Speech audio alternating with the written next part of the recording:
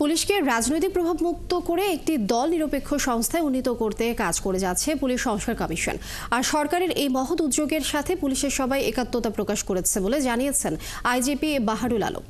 সকালে রাজশাহীর শারদায় 40তম cadet SI ব্যাচের প্রশিক্ষণ সমাপনী কুচকাওয়াজ পরিদর্শন, অভিবাদন গ্রহণ ও বিভিন্ন বিষয়ে শ্রেষ্ঠত্ব অর্জনকারীদের হাতে পদক প্রদান শেষে তিনি একথা বলেন। এ সময় তিনি বলেন, পুলিশের মনোবল পুনরুদ্ধার করে অপরাধ ও আইন শৃঙ্খলার উন্নয়নে কাজ করা হচ্ছে। সমাপনী কুচকাওয়াজে অংশ নেন 480 জন শিক্ষানবিশ ক্যাডেট।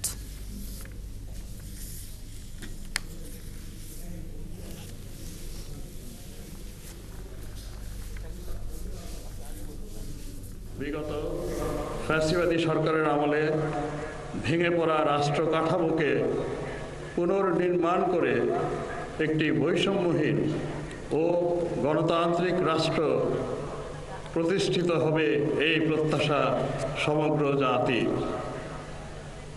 পুলিশের মনোবল পুনরুদ্ধার করে অপরাধ ও আইন শৃঙ্খলা পরিস্থিতির উন্নয়নেও আমরা কাজ করে যাচ্ছি।